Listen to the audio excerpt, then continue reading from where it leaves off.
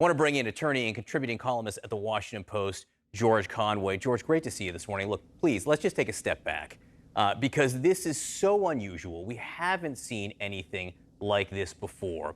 So when you heard that the FBI executed a search warrant at the home of the former president, what questions does it raise for you? What standards in your mind must have been met?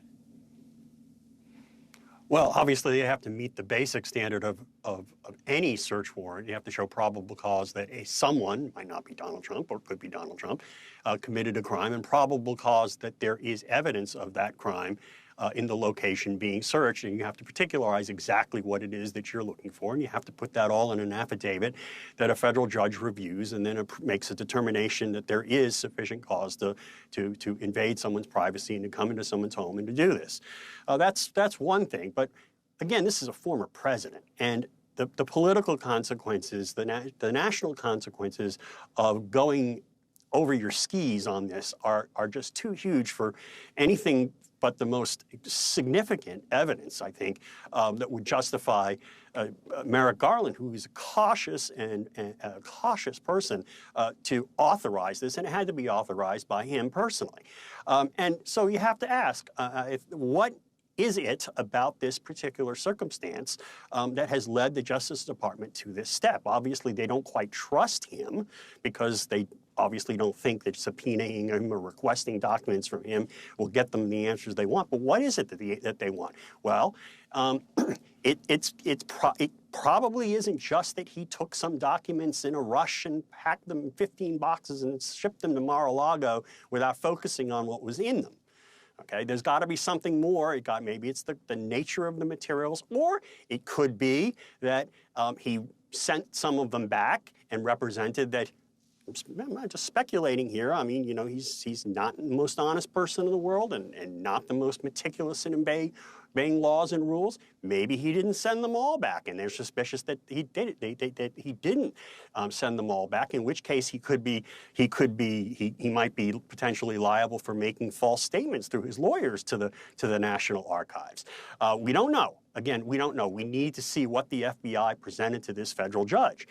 It could be that some documents were destroyed. It could be something completely different. It could be that maybe there's some overlap between the materials he kept in January 6th, that's even possible, although there's no indication of that. So, but there is something here that made this quite more than just somebody mistakenly or accidentally or carelessly packing 15 boxes of materials and sending them to Mar-a-Lago. His excuse would be, hey, I'm President of the United States. I didn't focus on this. I was busy. But, hey, what he was busy at was launching a coup. The narrative coming from his camp, coming from his son Eric, is this is a continuation of the National Archive issue. Would there potentially be an interest in putting that narrative out there, George, if really it might be something different? And would they necessarily even know if it was something different? They may not necessarily know, because the search warrant could be for all documents that were unlawfully retained pursuant in violation of the Presidential Records Act. And that could, basically everything he took from Mar-a-Lago. To Mar-a-Lago from the White House. And that could include January 6 materials. It may not. It just depends on what they think is there. And obviously, they have some basis to conclude that there's something interesting there. And they took out, apparently, boxes and boxes of materials, which suggests that maybe he did not return all the materials, or maybe there is something in there that indicates that some nefarious intent was he had some nefarious intent in bringing the documents to Mar-a-Lago. We just don't know at this point. If there were a classified document of some kind there that the former president had improperly kept, manipulated, destroyed, whatever, how and why would it be in the national interest for the FBI to get its hands on that? Well, I mean, that's if there are classified documents there, or evidence that classified documents have been mishandled or mistreated or destroyed, that's a very serious thing. People have gone to jail for that, and people have gotten convicted of that. And if he did it with a large number of documents, and I think there's been some reporting that even the list of classified documents is so long, is long, and it's the documents, some of the documents may have been so sensitive that they couldn't actually describe the document without making a list that was classified. There could be some very serious materials with some serious national security interests in jeopardy because of Donald Trump's carelessness, or worse.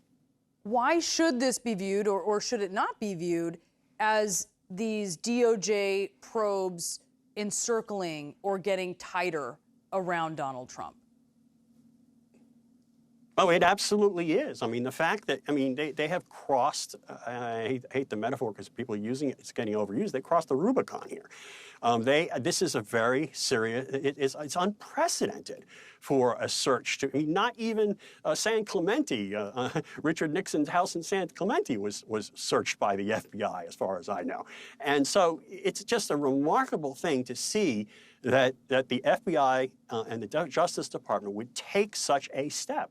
And the fact that a federal judge approved it shows that, hey, they've got something there. We just don't know what it is. It sounds like you're saying this is not very Merrick Garland-y, for lack of a better word. This not right?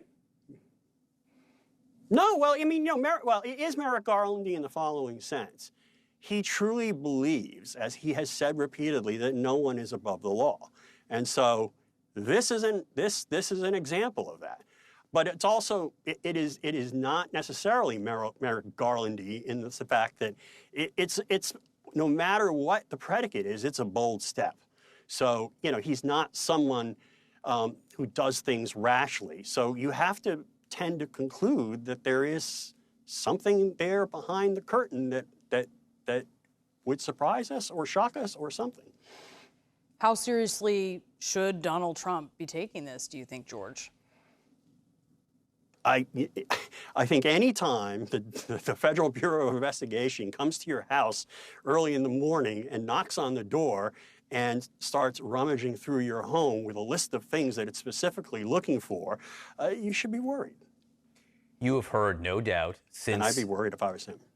Look, we keep saying that Donald Trump confirmed the execution of this warrant. He didn't confirm it. He announced it. Donald Trump is the one who got out in front of this and said, hey, the FBI was here searching. So in a way, he has tried to control this story from yesterday afternoon into evening. And part of that, we have seen Trump allies and a lot of Republicans say, hey, wait a second, this is a witch hunt. We've heard cries to defund the FBI, people saying this is what happens in third world countries, including sitting U.S. senators, Republican senators. What do you think of that criticism, George? I mean, it's just absolutely disgraceful. I mean, these are the people who are complaining about people saying defund the police when the laws are being applied to people who don't hold political power and don't have billions of dollars. And yet now they want to defund the FBI on absolutely no basis at all because they don't actually know what the facts are. They have no idea what the facts are. It's simply that their fearless leader his conduct has been called into question. And even though we have every reason to distrust Donald Trump. We have every reason to believe that he is a pathological liar and somebody who bends the law, bends the truth, distorts the truth. They are basically saying that that law enforcement is engaging in some kind of a political attack. Well, the fact of the matter is, there's no reason to believe that, and there's no basis for them to assert that. They're also saying, Donald Trump supporters, look at how Hillary Clinton was treated, right? And look at how Donald Trump was treated, making this apples to apples case as they see it.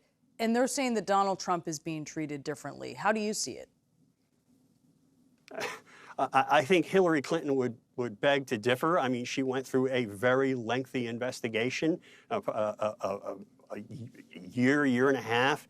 She testified on this actually cooperated with a lengthy, intrusive investigation of her conduct, and ultimately, some people believe it cost her the 2016 presidential election. So she didn't get exactly off scot-free, and that's on the one hand. On the other hand, we don't know where this is going to lead yet, and we don't know what the evidence is. This could may not lead necessarily to a conviction of some sort, or it might. We don't know what he did, and we don't know, we don't know how sensitive these documents were compared to the various emails that were on Secretary Clinton's private server. We just don't know any of that.